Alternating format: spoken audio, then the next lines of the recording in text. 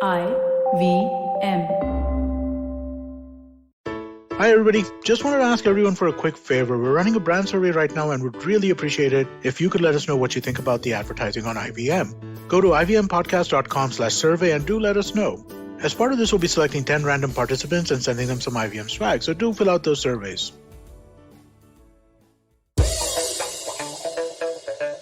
Here's your smart fact of the day.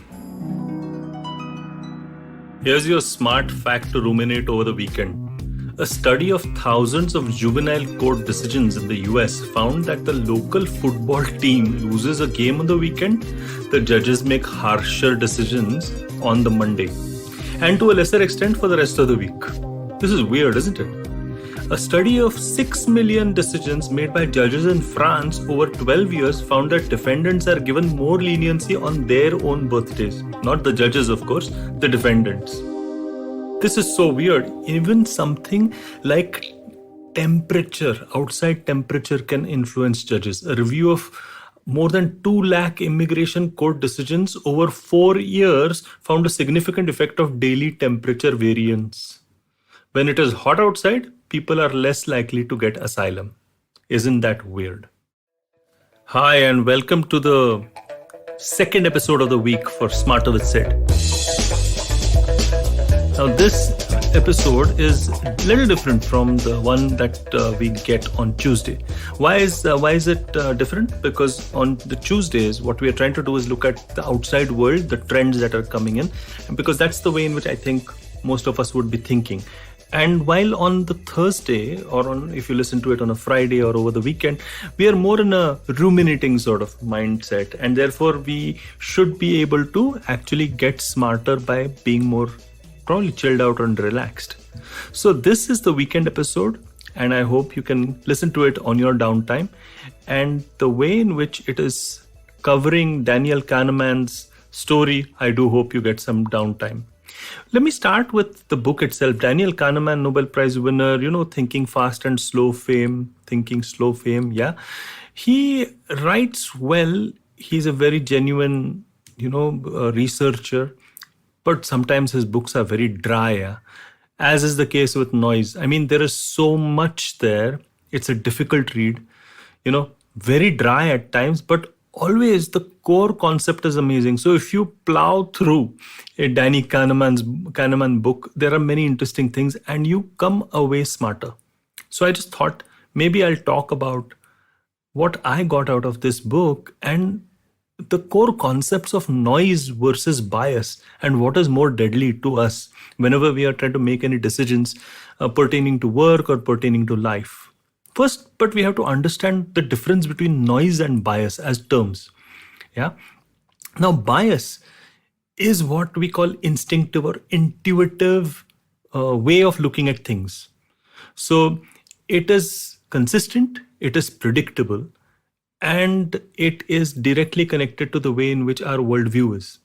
So, for example, racist views at one extreme or a bias towards your favorite team towards another extreme comes from the gut, and all those emotional feelings that you have make you have a cloudy judgment, and that judgment leads to very predictable behavioral patterns from you. Like, for example, if you are supporting the government and the political party that is forming the government in today's day and age, well, you will see all information coming in through that particular bias.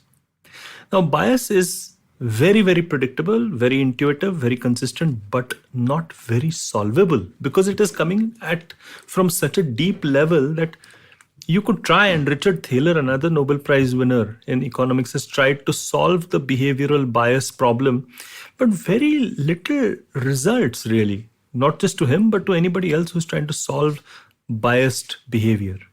On the other hand, noise is solvable. Noise is basically an error based on internal and external factors. But noise is like, for example, the smart fact that you heard at the beginning of Smarter with Sid's episode 4, which is this one. You heard that it is all about the judgments being different from each other right? If external or internal factors like somebody's birthday or outside temperature or whatever impacts you. Now that's very different from a worldview bias, right? So noise is the error that you can see based on internal and external factors, which kind of is very unpredictable, certainly, but very solvable, because then you are able to actually see the system in which the noise is made and be able to correct for that. Bias you cannot correct, but noise you certainly can. This is a very interesting phenomenon for us to understand, because if we understand the difference between noise and bias, we can identify the noise making factors. For example, if you look at the pandemic and the glut of information that was around, let's say the drug remdesivir, or the glut of information around ivermectin or some of the others, right?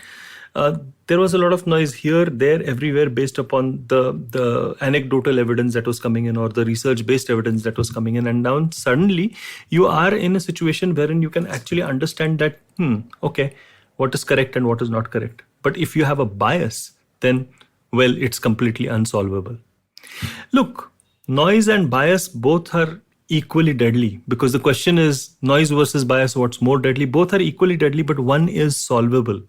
In fact, if I look at what Kahneman says in his book, he says that artificial intelligence, the usage of artificial intelligence, will help us reduce system noise, right? So if there's a system that is prone to judgments of error, not because of the bias, but because of various internal and external factors, you are in a situation wherein if you deploy artificial intelligence, you will be able to solve it. But he also says that it's going to be damn difficult, because we are very, very afraid of artificial intelligence creating errors. But we accept human errors. Isn't that weird? That may be a bias. Okay, I'm going to stop confusing you. But artificial intelligence and the algorithms created out of artificial intelligence will be noise-free, right? And therefore could go a long way to solving a lot of problems. But if I look at both noise and bias, what I think we should be looking out for is, instead of both of these, look out for the signal. Now, what do I mean by signal? I'm introducing a third term over here. A signal is what you can identify as a pattern that can be discerned from the noise. What does that mean? You're seeing a pattern that actually is relevant, meaningful, and you can use as data in order to move in a particular way. So whenever you're looking at a lot of data and you're trying to get a decision based on that lot of data, or even small amounts of data or whatever, because as we know, information is always going to be incomplete at whatever point in time whenever you're trying to make a decision, and it's always more tense, and you always feel the lack of information, whatever it may be. The fact is that if we can look out for signal, then we need to be able to rise above the noise. So which means that two things we should be doing. We should be in a situation wherein we delay our gut reaction as much as possible. Yeah, because if we delay our gut reaction as much as possible, we might be able to observe two things. One is there any noise creating external or internal factor that is clouding our judgment? Or is there any bias, that may be clouding our judgment? That is tougher, by the way, that's tougher. But still, if we look to delay our gut reaction and just delay it till the time that we actually are able to see a pattern or a signal, we will be much better off. So noise versus bias, what is more deadly? I think probably bias is more deadly because you can't solve for it.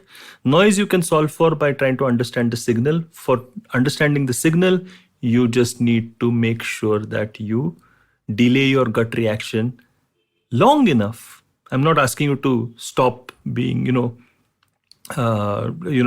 the right instinctive thing all the time, but long enough for you to make a calculated risk based on the signal that you see.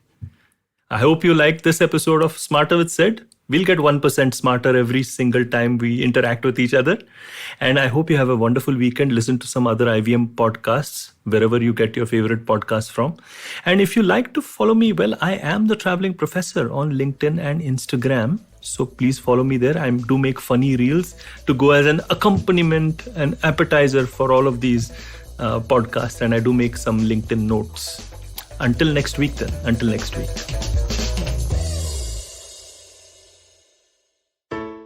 I hope you enjoyed that show. If you aren't following us on social media, please do. We're IVM Podcasts on Twitter, Facebook, and Instagram.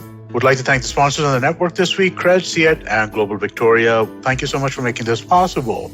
On Cyrus Says, Cyrus is joined by the hilarious and extremely charming illusionist and therapist Suhani Shah. They talk about different aspects of magic like sleight of hand, mind reading, mentalism, and more. The Habit Coach completed 500 episodes, 500, and Ashton has a special message for us on the occasion. Do check that out. We had Lekini Desai, founder of the India Ethnic Company, talk to Varun Digirala about their story and the Hatke marketing idea that made them popular.